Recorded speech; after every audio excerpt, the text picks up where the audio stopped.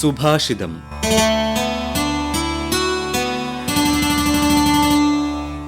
ദൃശ്യവൈവിധ്യം കൊണ്ട് കാഴ്ചകൾക്കും സ്ക്രീനുകൾക്കും കൂടുതൽ മുൻതൂക്കം ലഭിക്കുന്ന ഈ ഡിജിറ്റൽ കാലഘട്ടത്തിൽ മനുഷ്യന്റെ ഹൃദയത്തോട് ഏറ്റവും അടുത്ത് നിൽക്കുന്ന ഒരു മാധ്യമം ഇന്ന് നിലനിൽക്കുന്നുണ്ട്. അവിടെ കണ്ണുകളുടെ ആവശ്യമില്ല, കൈകളാകട്ടെ സ്വതന്ത്രവും. എന്നാലോ മനസ്സ് മുഴുവൻ പിടിച്ചിരുത്തുന്ന ഒരത്ഭുത മാധ്യമം, അതിൻ്റെ പേരാണ് റേഡിയോ. റേഡിയോ ദൂരങ്ങളെ ചെറുതാക്കുന്നു, ഹൃദയങ്ങളെ അടുത്താക്കുന്നു. ചിത്രമില്ലാതെ മനസ്സിൽ ചിത്രങ്ങൾ വരയ്ക്കുന്ന, മുഖം കാണാതെ ഹൃദയത്തിൽ സംസാരിക്കുന്ന റേഡിയോ എന്ന അത്ഭുതത്തിൻ്റെ ദിനമാണിന്ന്. 1946 ഫെബ്രുവരി 13 യുണൈറ്റഡ് നേഷൻസ് റേഡിയോ ആദ്യമായി ലോകത്തോട് സംസാരിച്ചത്. റേഡിയോ ലോകസമാധാനത്തിനും വിവരവിനിമയത്തിനും ജനാധിപത്യത്തിനും നൽകിയ സംഭാവനയെ അംഗീകരിച്ച് യുനെസ്കോ 2011 ഫെബ്രുവരി 13 ലോക റേഡിയോ ദിനമായി പ്രഖ്യാപിച്ചു. അന്നു മുതൽ ഇന്ന് വരെ റേഡിയോ മനുഷ്യരെ ബന്ധിപ്പിക്കുന്ന ഏറ്റവും വിശ്വസനീയവും ലളിതവുമായ മാധ്യമമായി തുടരുന്നു.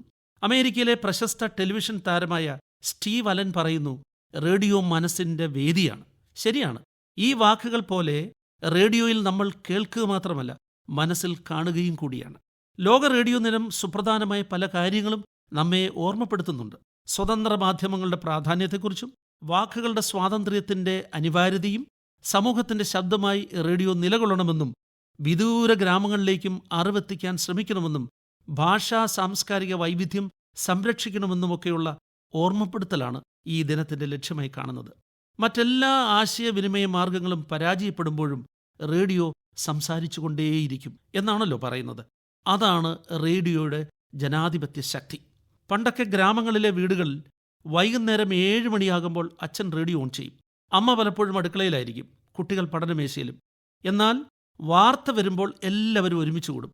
അന്നൊന്നും ടിവിയും മൊബൈലും ഒന്നുമില്ല. പക്ഷേ അവിടെ സംവാദമുണ്ടായിരുന്നു, ചിന്തയുണ്ടായിരുന്നു, ബന്ധങ്ങളുമുണ്ടായിരുന്നു.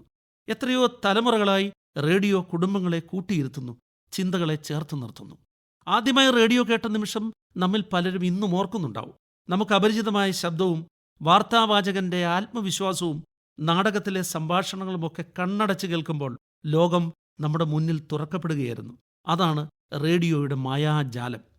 ശബ്ദത്തിന് ചിറകുകൾ നൽകി ദൂരം കീഴടക്കിയൊരു കൂട്ടുകാരൻ, കണ്ണുകളില്ലാതെ ലോകം കാണിച്ചു തന്നവൻ, നിശബ്ദതയിൽ സഹചാരിയായി നിൽക്കുന്ന നമ്മുടെ സ്വന്തം റേഡിയോ.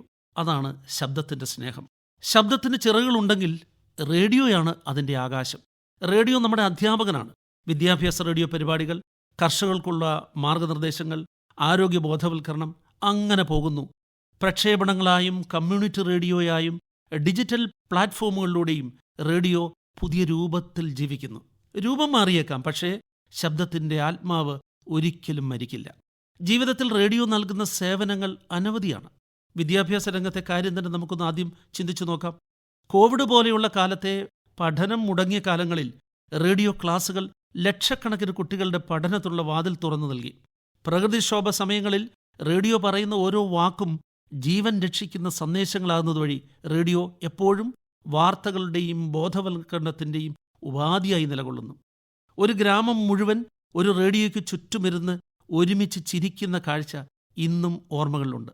നാടകങ്ങളും പാട്ടുകളും ശബ്ദരേഖയും ഉൾപ്പെടെയുള്ള പരിപാടികൾ ഒരുമിച്ചിരുന്ന് ആസ്വദിച്ചിരുന്നതിൻ്റെ സുഖം വാക്കുകൾക്കതീതമാണ്. ഇന്ന് ഡിജിറ്റൽ കാലമാണ്.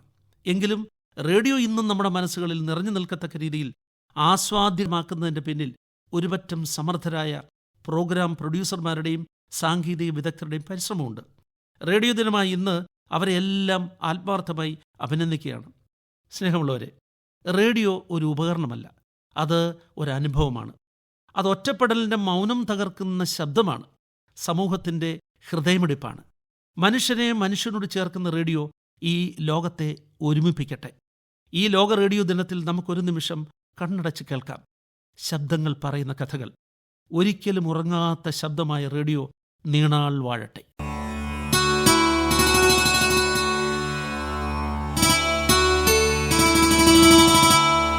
സുഭാഷിതം.